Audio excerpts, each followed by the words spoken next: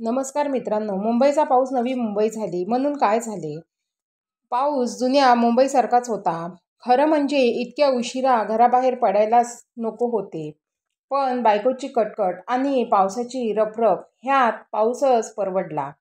निदान ओढासा तरी घेता येतो. काम तिच्या मामे बहिणीच्या चुलत चुलत भावाच्या भाच्याचे असल्यामुळे तिच्या दृष्टीने अतिमहत्त्वाचे होते. आमच्या घरापासून अंतर बरेच दूर होते, पण नवीन पूल झाल्यामुळे ते 4 ते 5 किलोमीटरवर आले होते. पण रात्री तशी वर्दळ कमीच असायची. पूल बांधताना 3 कामगारांना बळी दिले होते म्हणे. तिच्या नातेवाईकांचे घर सापडेपर्यंत 10:30 वाजले होते आणि 150 रिक्षा भाडे झाले होते. रिक्षा जास्त भाडे घेऊनही थांबायला तयार नव्हता. त्याचे काम संपेपर्यंत 11 वाजून गेले होते.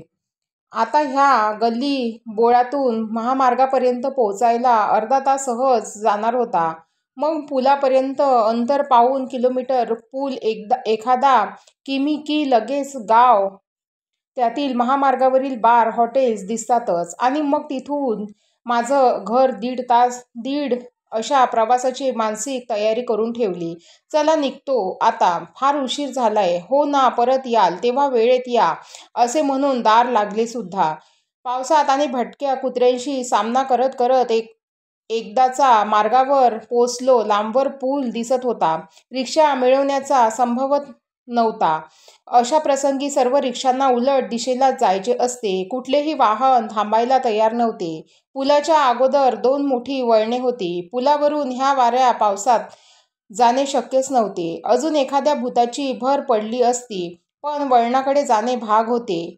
एकला चाललो रे म्हणत मीच पुढे चालू लागलो. रात्रीचे 12 वाजत आले होते. मनात म्हणले, जर त्या कुणा भुताने मला पुलापलीकडील नगमा बारमध्ये सोडले तर त्याला दारू, कोंबडी, दहीभात काय हवं ते देईन. भुताला नवसच केला म्हणाना.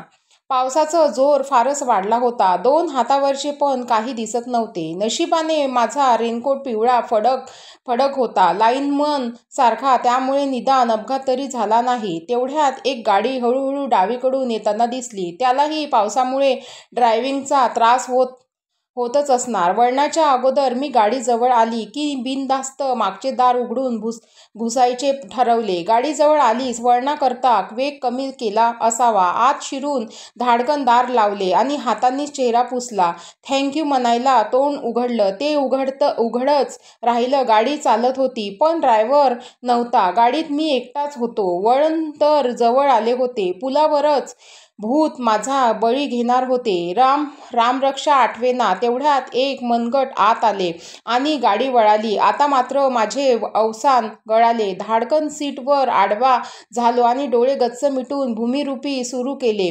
गाडी पुलाच्या पलीकडे जाताच उडी मारून पळायचे ठरवले. तसा मारुतीला नवसही केला. नवस फेडायला मी जगात राहणार होतो का, हे पण महियत नव्हतं. पुलाचा शेवट जवळ आला होता. पूल संपताच मी उडी मारली आणि दार लावायचे कष्ट न घेता नगमा बारकडे पळालो. नगमा बारजवळच उभा राहिलो.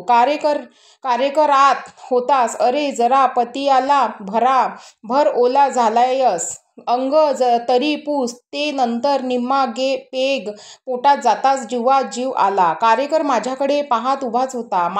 त्याच्याकडे वळून मी काही त्याला बोलणार इतक्यात माझ्या पाठीवर थाप पडली. एक ओलचिंब माणूस दुसऱ्याला म्हणत होता, हा बघ मूर्ख माणूस. आपण गाडी ढकलत असताना आत शिरून बसला होता. मी लगेच कारेकर सांगून 2 ग्लास भरले. अरे पण तुम्ही काही बोलला का नाहीत? पुलावरचे भूत आम्हालाही माहीत आहे ना. मित्रांनो, तुम्हाला ही स्टोरी कशी वाटली तर ते मला कमेंट करून नक्की सांगा. आणि लवकरच मी तुमच्याकडे नवीन स्टोरी आणीन. थँक्यू.